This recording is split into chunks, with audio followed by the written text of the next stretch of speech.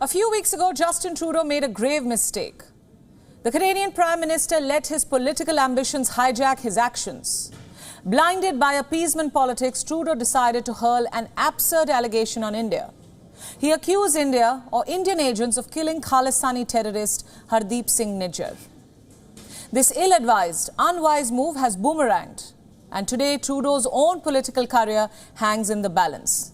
Let me show you a video. I'm not shaking their hand, bro. You're Why is that, sir? You the entire country. I'm not shaking their hand, bro. You're Why is that, sir? You the entire country. You saw that. Trudeau is now being accused of ruining Canada. People don't want to shake his hands. Don't be surprised, this is just a glimpse of how disillusioned Canadians have become courtesy their leader, Justin Trudeau. There's nervousness in Canada. There is uncertainty and concern about the future. Canada's academic system is nervous because international students no longer feel safe in the country. The Canadian dream has become Canadian dread, especially for students coming from India. Look at this Reuters report now. Indian students are considering delaying their courses in Canada. Parents in Punjab don't want their sons and daughters to board a flight to Canada, and in Canada, universities are being forced to go out of their way.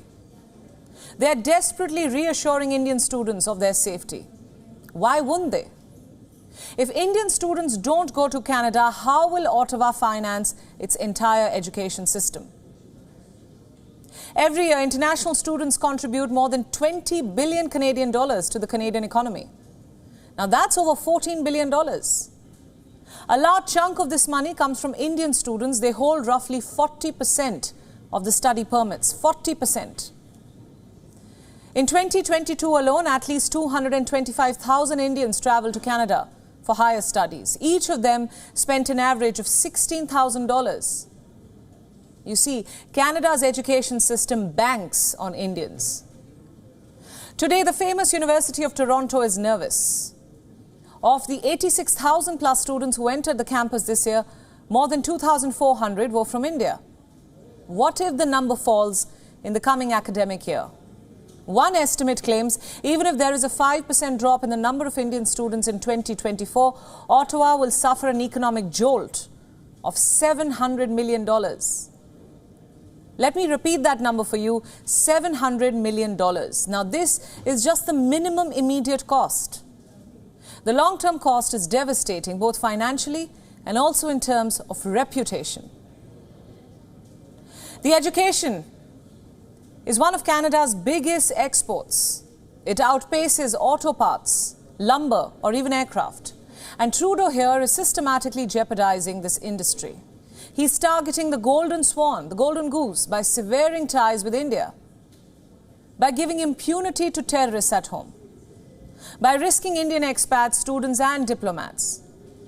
And you know what? Trudeau's political career will pay the price for this.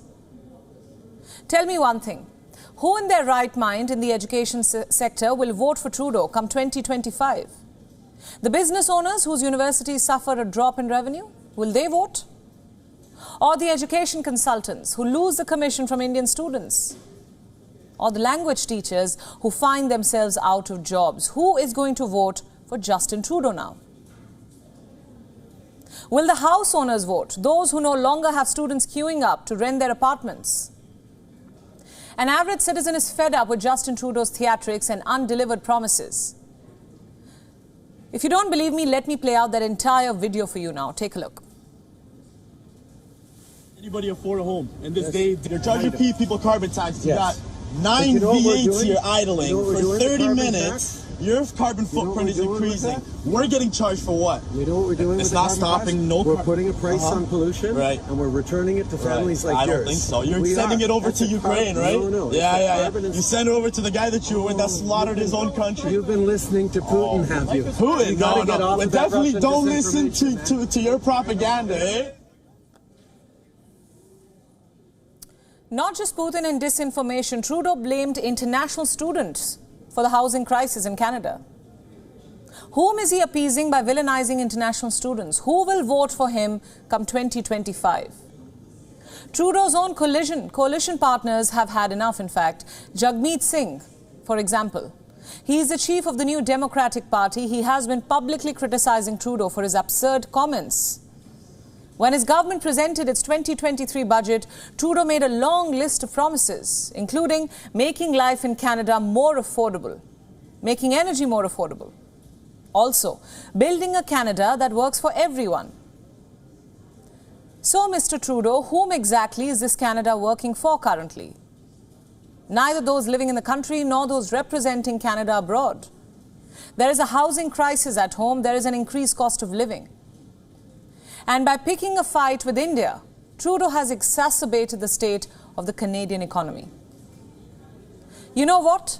Unhappy voters can be unsparing, but unhappy diplomats aren't kind either.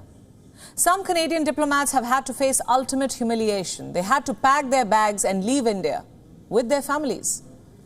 Some of them have now been temporarily adjusted in Singapore or Kuala Lumpur. All of this because Justin Trudeau wanted to open appeasement outposts in India, flood the mission because of the compulsions of his complex politics. It may only be a matter of time before these policies cost Trudeau his political career. WION World is now available in your country. Download the app now and get all the news updates on the move.